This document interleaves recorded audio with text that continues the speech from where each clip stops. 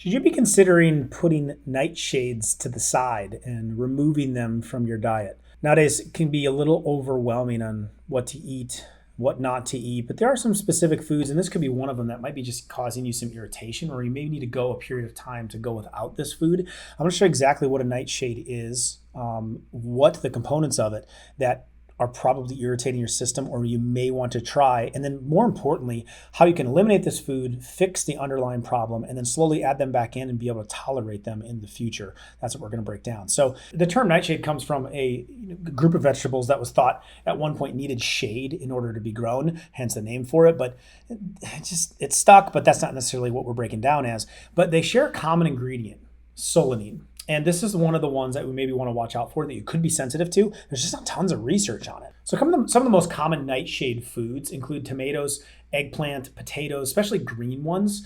But it could be purple, white, or yellow. Like the more green that they are, like the more raw that they are, the worse they might be. Bell peppers and spices for such as peppers, paprika, cayenne pepper. These really start to set you over the edge. Now, some warning signs that you might have actual issues and symptoms with nightshades: hives, skin rashes, itchiness going on, nausea, acid reflux, vomiting, lots of mucus production, really achy joints, especially in the mornings, inflammation building up, or any other digestive distress or bloating. You may just try, okay, what if I cut these foods out for a period of time? Now, when you look at the benefits of these vegetables, they're also overwhelming. This is what makes it slightly confusing because tomatoes, they're high in potassium, lycopene, which is a really good antioxidant, especially for prostate health for men. Iron, zinc, beta carotene, related to vitamin A, vitamin C, vitamin K1. So there's a lot of benefits for a tomato. It doesn't mean never eat it, but it could be one you cut out for a period of time. Potatoes, fiber, potassium, vitamin C, B6. I prefer sweet potatoes if we're going to have them. Regular potatoes I try to avoid because the starch turns into carbohydrates. So it's another topic for another time.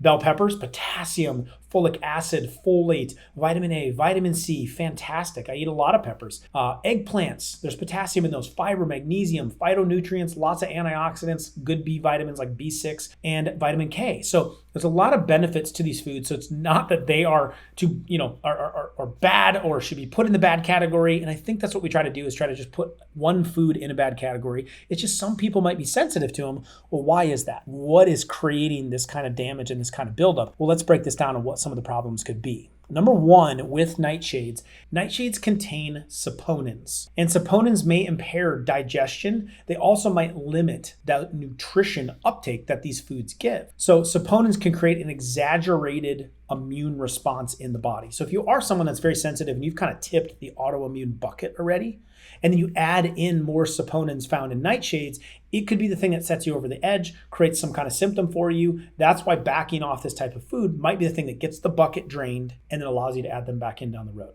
Number two is capsaicin, and this is found in the peppers, in the cayenne pepper, the red peppers, especially the cayenne pepper, can really irritate the gut, and it creates inflammation in that digestive response. And this is, some to do with black pepper as well. It's why people take black pepper or a source of cayenne pepper with turmeric to try to irritate the inside gut lining and digestive system so that turmeric can get absorbed. This is why I don't like that idea, because some people are really sensitive to it, or your bucket's already really full, and then you go irritating the stomach with one of these ingredients in these nightshades, and it sets you over the edge.